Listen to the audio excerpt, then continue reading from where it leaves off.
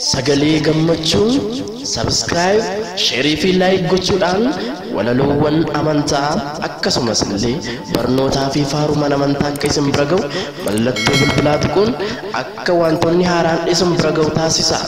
Walaloo eenyudha jedhu argachuuf sagalee gammachuu irraatii ni argattu. Eenyudha maqaansa kan galaana hiree saba isaa ceesisu Museedhaan gargaare Adoonaay Kiristoos gooftaa hundaan olii Amaanu'eel miti kan isaan ceesise saba Israa'elii.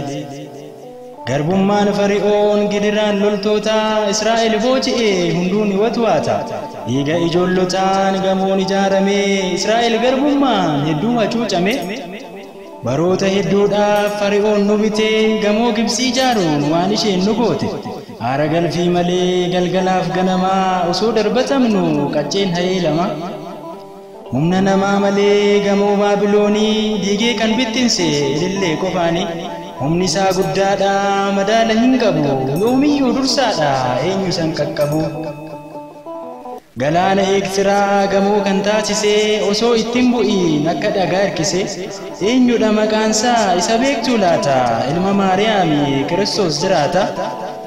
Ulee Museedhaanii galaan addaan hiree saba isaa ceesisuuf Museedhaan gargaare. Israa'el bilisaan galaana ceesisee loltoota Fari'oon fardoota isaa waliin galaana nyaachise. Fuulduraan galaanaa duubaan Fari'oonii lafa lixan dhabuun sodaadhaan rommanii. Dhimma guddaa baasaa uleen norka jiru waaqa dhugaa qabna kan galaana hiru. Maal kana qofaaree raajiidha hojiinsaa waan hin goone hin qabu bal'aadha harkisa.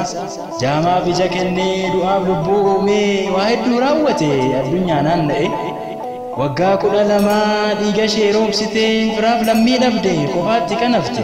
Mana isheetii baatee amantii guddaanii dhiigni ishee dhaabbate humna wayyaa keeni. Baroota hedduudhaaf galaana qarqaraa nama hoo hin qabu eenyu na gargaara. Dhufte kaa'i Yesuus eegdee yeroo keetii ka'i deemi jette siree kee baadhuuti. Du'eera jedhanii gadda kan ta'anii abdii kutachuudhaan isa awwaalanii. Sagaleen dammaqsee ka'i Alaazarii eenyudha maqaansaa ol kaasee kan dhaabe reeffa guyyaa 4.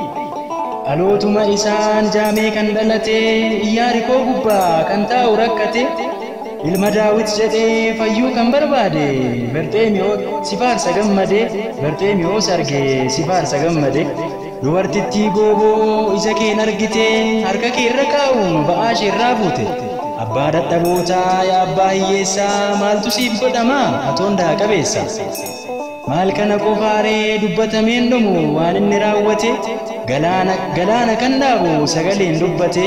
Uumama hundumaa walqixxeessee uumee hundumaaf ga'eessa hiree isaaf kenne. Samiitu baa malee diriirsee kan dhaabe bareechee kaa'eera waan uumamni fedhe. Safuu maal waaqni akkasii tokkicha hundaa olii gooftaa Iyyesuusi. Kan galaana keessaa kan balali'anii warra hin mul'anne warra mul'atanii.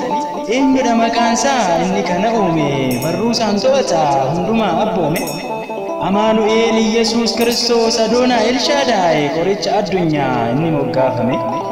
Naannaa ajaa'ibaa uumamni harkasaa maalimeen maal dhiisaa egaa an waa'eesaa. Barreessee fixuudhaaf bakka tunan gahu ilma Maariyaamiif galanni haa ta'u. Addunyaa diriirsee addunyaa qopheessee fedha dhala namaa kan guutu uwwise. Yaada namaa beekaa durseetu hubata kan akka Waaqayyoo eenyutu dhalata. Maal kana qofaaree safuudha hojiinsa ta'anii yoo laalan nama ajaa'ibsiisa. Raajii isaa raawwachuuf waangoo isaa mul'isee jaalalaan kan dhufe teessoo isaa lakkise. Addaam garbummaadhaan diinaaf yoo bitamu Waaqayyos ni arge saba isaa dhiibamu. Bilisa nu baasuuf ogummaa hin jirreen inni nu jaallate kan nun hin jibbine. Garaan ruboo bulee foon namaa uffatee lubbuu isheerraa lubbuu foon isheerraa hirmaate. Dhalateera gooftaan Addaamiin fakkaate kan akka Waaqayyoo hin jiru raawwate. Egaa maal hin taane nuuf jecha gooftaanii du'a qopheessiteef garuu addunyaani. Kan namaa hojjetee baay'een osoo jiru warri Yihuudoota isa fannisuudhaaf yaada wal jijjiiru.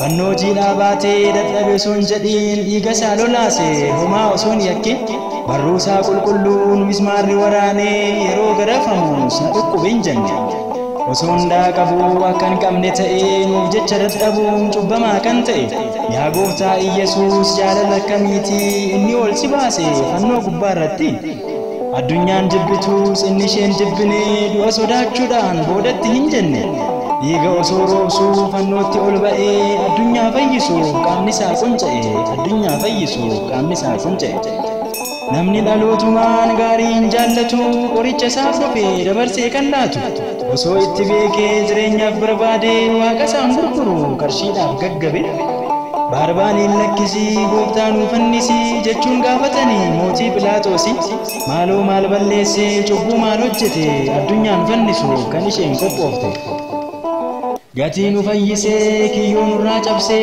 du'aaf dabarsine isa du'aa kaase safuu dhala namaa maalii hammeenyi isaa irraa nyaatee dhuge waraaneen barruusa dheebonnee hojennu bishaan gaarii dhugnee nan dheebodhee jennaan hadhooftuu obaasne mannaa samiirraatii kan laatu eebbisee Iyesuus Kiristoos maaloo maal balleesse leenginoo sammiinyaan yommuu isa waraanee inni immoo jaalalaan agartuu isaa bane ajab dhiifama isaaf guddaa dhoofsisaa kan isa ajjeesu fayyisaan diina isaa dhiphinniif gidiraan irratti wal furee loltuunis reebichaaf naqatee dabare ba'aa keenya baatee fannoorra kan oolee eenyudha maqaansaa kan du'a nuuf lole ilma ishee fannoorraa dhiphatu argitee Maariyaam boo'ichaan hedduu kan wadwaatte fannoo gubbaa taa'ee ishee jajjabeessaa Yohaannisis ture dhaabbatee cina isaa ilaa haadha kee jedhee haadha isaa nuuf kenne ilaalma kee jechuun haadha isaaf nu kenne akka nuti hin banne egaa an waa'ee isaa maalimeen maal dhiisaa na araarsin jedha kennaa koo haadha isaa osoo inni hin duune jireenya hin qabnu dukkanaan jiraanna ifa hin arginu dhiphinni Kiristoos gammachuu nuuf ta'ee yommuu inni du'u addaan du'aa ka'e waa'een gaarummaa isaa barreeffameen dhumu qarshii fi warqeedhaan tasan tilmaamamu kanarraan si gaheef mee galata galchi yaa sabaa dammaqi waaqayyoof ililchi halkanii fi guyyaa inni adda baasee ifaa fi dukkana hundaa kan diriirse lafa daarii malee waan gaarii uwwisee eenyudha maqaansaa kan kana miidhagse eenyudha maqaansaa kan samii diriirse eenyudha maqaansaa kan du'a mo'ate eenyudha maqaansaa kan lubbuu nuuf kenne Elshaadaa Iyesuus Kiristoos alfaa fi oomeegaa addunyaa hundumaaf jireenya laatteetta yaa ilma Maariyaam addunyaa hundumaaf jireenya laatteetta sagalee gammachuu subscribe like fi share gochuudhaan mallattoo bilbilaa tuquun walaloowwan haaraan yeroo yerootti gadhiifaman akka isin bira ga'u taasisa.